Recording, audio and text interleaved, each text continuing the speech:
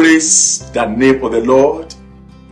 Hallelujah. Amen. I welcome you to another broadcast in the name of our Lord Jesus, and be blessed as you listen in Jesus' name. Amen. Please join me and let's sing this song together to bless the name of our God. And the song goes like this. Jehovah is your name. Jehovah is your name, oh Jehovah is your name. Mighty warrior, great in battle, Jehovah is your name. Jehovah is your name. Jehovah is your name. Jehovah is your name, oh Jehovah is your name. Mighty warrior, great in battle, Jehovah is your name. Say, every yoke of money failure in my life, break by fire. Every yoke of money failure in my life, break by fire, break by fire, break by fire, break by fire, break by fire, break by fire, break by fire. Every yoke of money failure in my life, break by fire, break by fire, break by fire, break by fire. In Jesus' mighty name, we pray. Amen. Please take your Bible and open to the book of Genesis, chapter 47. I read verse 13, 14, and 15. Genesis chapter 47. I read verse 13, 14, and 15. And there was no bread in all the land, for the famine was very sore, so that the land of Egypt and all the land of Canaan fainted by reason of the famine. And Joseph gathered up all the money that was found in the land of Egypt and in the land of Canaan for the corn which they bought. And Joseph brought the money into Pharaoh's house. And when money failed in the land of Egypt and in the land of Canaan, all the Egyptians came unto Joseph and said, give us bread, for why should we die in thy presence? For money faileth. Praise the name of the Lord. Listen, Joseph predicted the 7 years of plenty and the 7 years of famine. And not only did he predict, Joseph proposed a program to deal with those 2 seasons. And Joseph, being a good administrator, I believe very strongly that the Egyptians were informed that hard times were coming. But unfortunately, they failed to prepare for them and suffered serious economic failure. Who is to blame? That is the question. Who is to blame? Should we blame God, who revealed to Pharaoh and gave him power to do something? Or should we blame Pharaoh, who committed it to the hand of Joseph? Or should we blame Joseph, who also informed the Egyptians? No, we can't blame any of them. The Egyptians had themselves to blame. That is why they did not see Joseph as a wicked taskmaster in his approach to saving their lives, and instead of rebuking him, they rather proclaimed him as their savior. Praise God. They proclaimed him as their savior because they knew where they got it wrong. Praise God. Their failure to plan brought them into serious economic failure. They spent all their monies. They gave all their livestock and their lands for food. And as if that was not enough, they even sold themselves as slaves to Pharaoh. That is a tragedy of economic failure. They sold all their things, even sold themselves to Pharaoh. A tragedy of economic failure. What are we talking about? We are talking about what is titled the tragedy of economic failure. The tragedy of economic failure. Let's look at another passage in the Bible. A look at another passage. The passage we read earlier spoke about the hidden, But now let's look at the children of God also in economic failure. Nehemiah chapter 5. I read from verse 1 to 5. Nehemiah chapter 5 from verse 1 to 5. And there was a great cry of the people and of their wives against their brethren the Jews. For there were that said, we, our sons and daughters are many, therefore we take up corn for them, that we may eat and live. Some also there were that said, we have mortgaged our lands, vineyards, and houses, that we might buy corn because of the death. There were also that said, we have borrowed money for the king's tribute, and that upon our lands and vineyards. Yet now our flesh is as the flesh of our brethren, our children as their children. And lo, we bring into bondage our sons and our daughters to be servants. And some of our daughters are already brought unto bondage. Neither is it in our power to redeem them, for other men have our lands and our vineyards. Praise the name of the Lord. For other men have our lands and our vineyards. Here in the passage that we have just read, the Jews were crying out about their debts and their bondages. They are crying about their debts and their bondages. And this was resulting from economic failure. Praise God. They found themselves in economic failure, and that made them to be crying out about their debts and their bondages. Hear this. It is sad but true that many people presently are experiencing economic failure, and this failure is of their own doing. Just like the Egyptians, they are experiencing economic crisis of their own doing. Praise God. And that, thank you Jesus, and that has brought them into a life of hardship. The economic crisis has brought them into a life of hardship, a life of begging and borrowing, a life of stealing. Many are stealing just to make ends meet. Praise God. Stealing online, stealing things. Praise the name of the Lord. And many have gone into prostitution. Many are now selling their prized possessions in order to stay alive and to make ends meet. Just like the Egyptians. What a terrible situation any man can find himself. Economic failure. Praise the name of the Lord. Now, what is economic failure? What is economic failure? And hear it very well.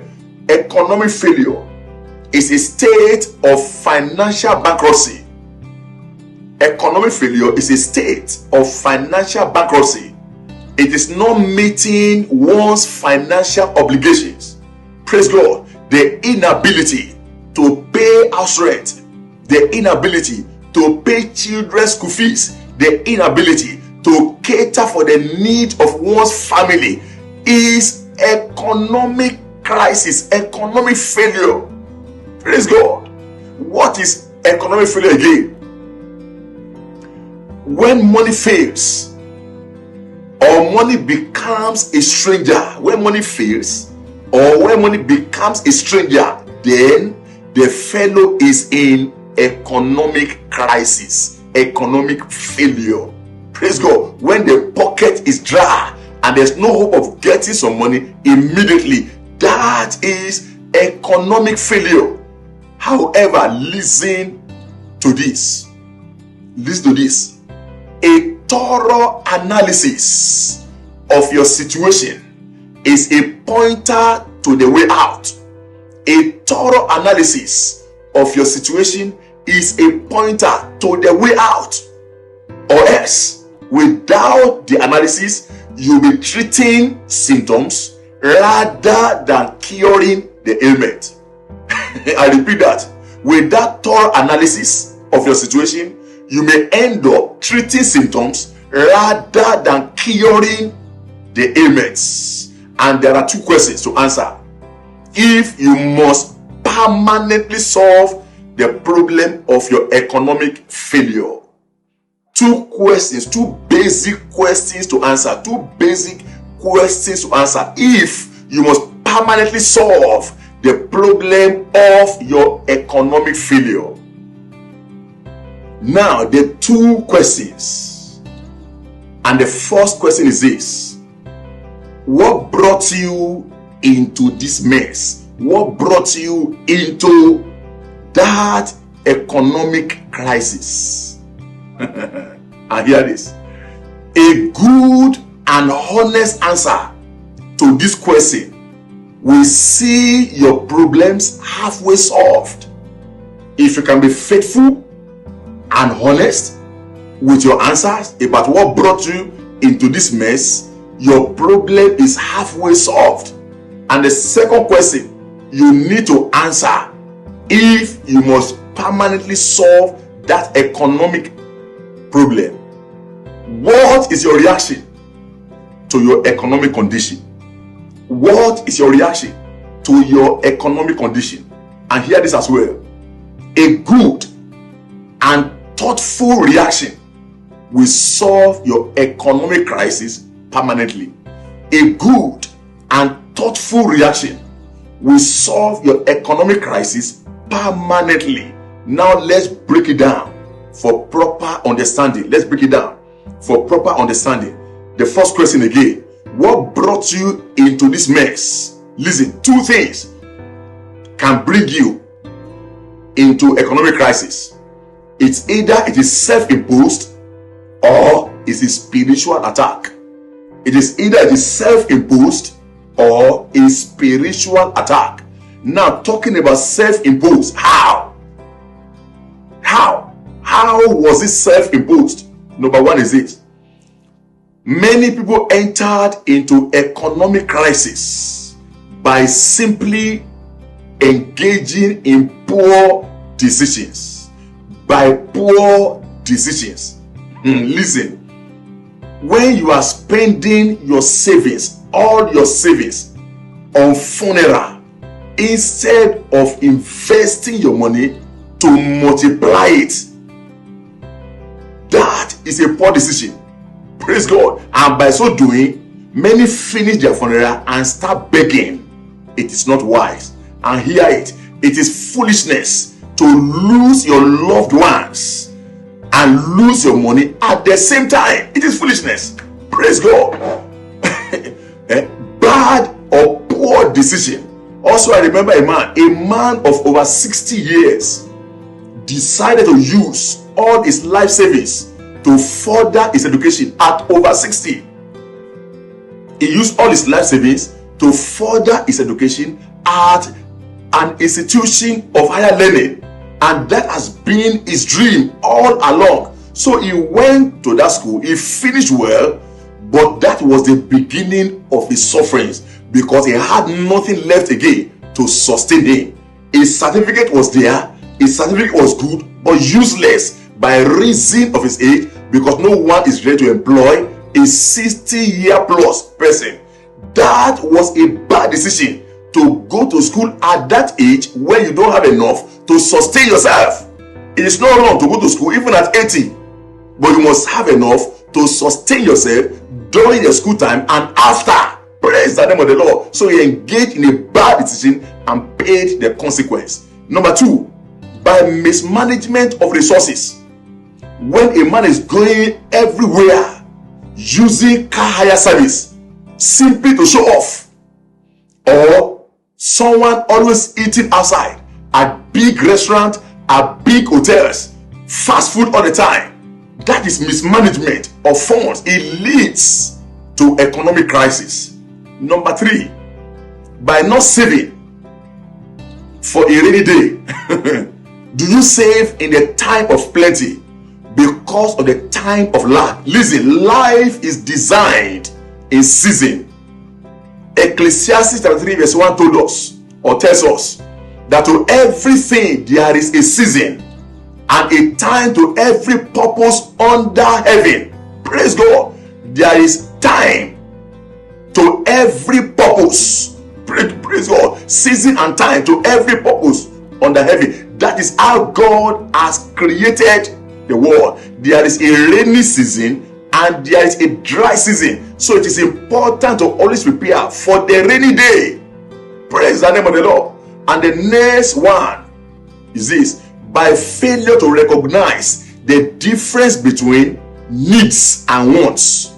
And hear it: a need is something needed to survive, while a want is something that people desire to have. It has nothing to do with their survival, just to have it. Praise God. So everybody needs food to survive, but you don't need to eat in an expensive restaurant. You don't need to eat expensive food. Everyone needs a phone, either for business or for social purpose. Praise God. But you don't need an expensive phone. Praise God. Why spend so much on a car? Why spend so much on a car when you don't need one now? And hear me, it is not enough to buy a car. You must also consider the cost of maintenance and the attention it will draw to your finances. Praise God. Possibly your landlord will increase your rent. People will start bringing their needs to you, and many more. So you must consider all that before you venture into buying that car. Praise the name of the Lord. Number 5, when your expenses is more than your income, you are heading for economic failure. When your expenses, you spend more than you receive, more than is coming into your coffers, then you are heading for economic failure. Praise the name of the Lord. Again, what brought you into this mess? Does it have a spiritual undertone? Does it have a spiritual undertone? Many are in economic crisis, simply not of their own doing, but by spiritual attack. All the unexplainable loss of money, loss of goods. Only you have access to your lockers. Only you have access to your storage. And money and things are missing all the time without you taking them. It is a spiritual attack. Many have come to economic failure by so doing. Praise God. When a man is experiencing theft all the time, constantly you are being duped, it is not ordinary. Something is going on that you need to give attention to. That also leads to economic crisis. Seeing your money eaten by a rat in the day or in the dream, that's the dream of poverty. Seeing yourself chasing rats in the dream of poverty, it leads to economic crisis, economic failure. Seeing yourself collecting coins, torn notes, spending old currency notes in the dream. All these are dreams of poverty. Seeing yourself receiving or giving a madman money in the dream is also a dream of poverty. When your bag or wallet is always being stolen in the dream, all these are dreams of poverty. They are dreams of poverty. Now the second question is this. We have just broken down the first question. Now let's work on the second question.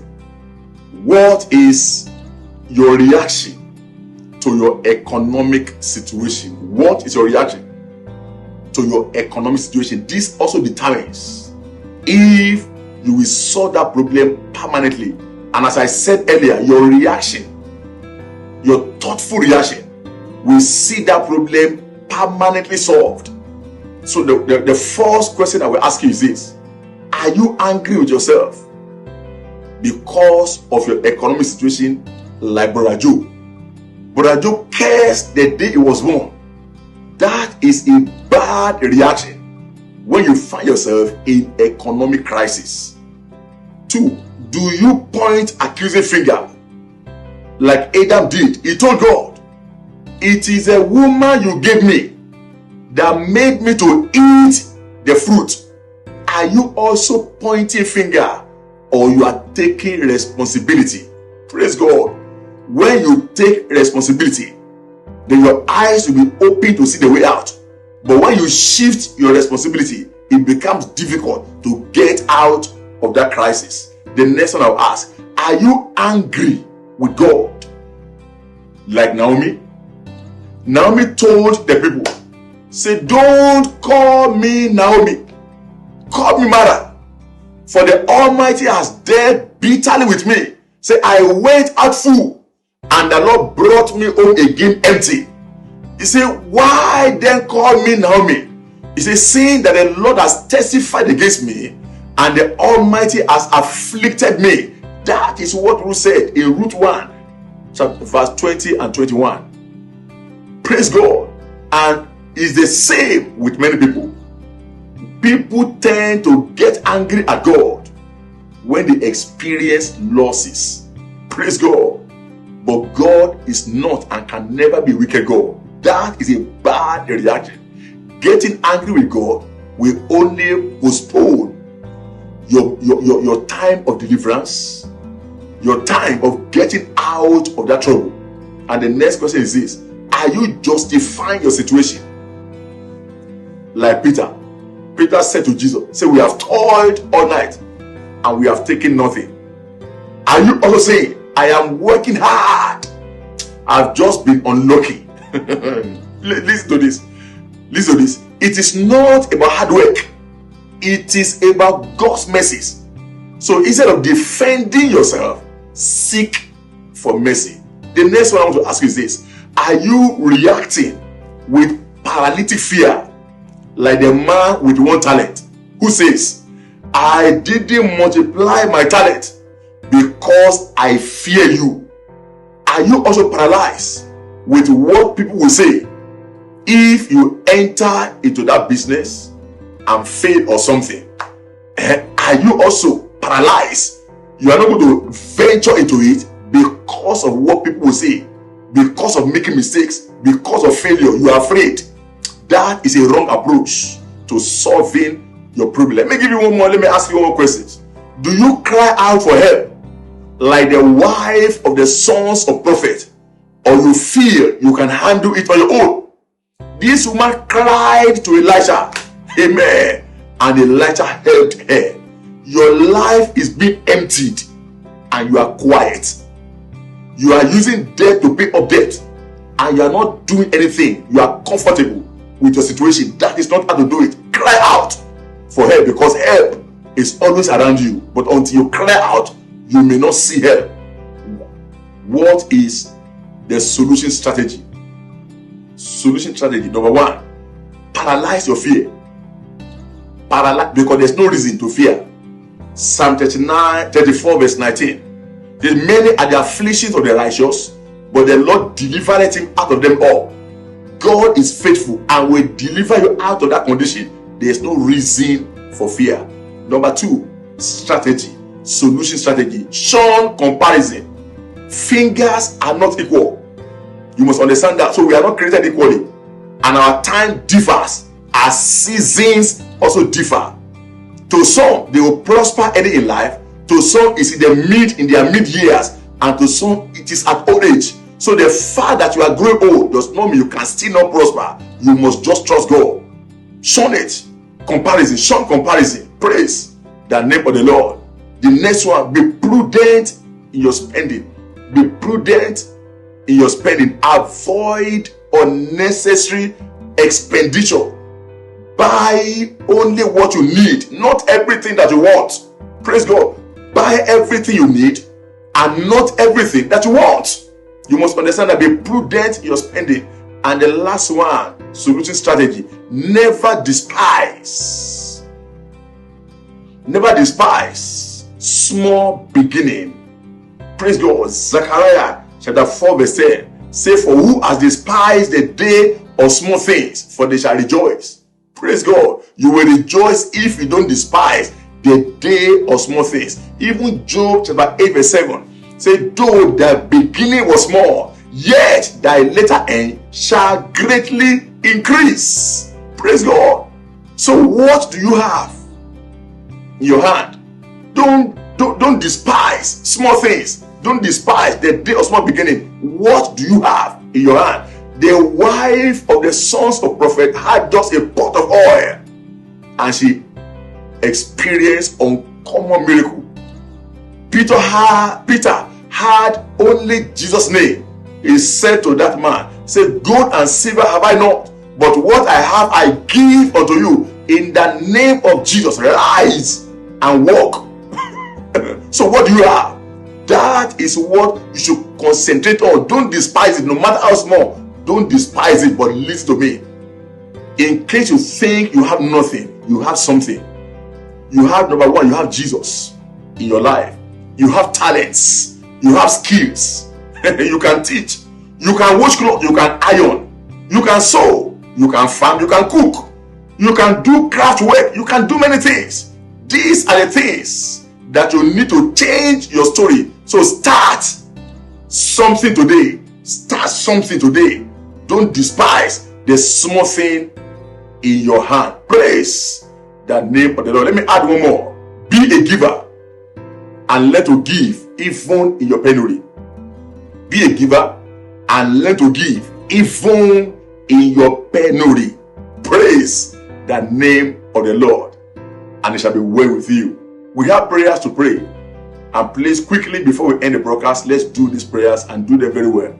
Say, every stronghold of economic failure in my life, scatter by fire. We are scatter by fire. Every stronghold of economic failure in my life, scatter by fire, scatter by fire, scatter by fire, scatter by fire, scatter by fire, scatter by fire, scatter by fire, scatter by fire, scatter by fire, scatter by fire, scatter by fire, scatter by fire. In Jesus' mighty name, we pray. Say, foundation of financial wastage, scatter by fire. In the name of Jesus, every foundation of financial wastage, oh yeah, scatter by fire. Every foundation of financial wastage, scatter by fire, scatter by fire, scatter by fire, scatter by fire, scatter by fire, scatter by fire. In Jesus' mighty name, we pray.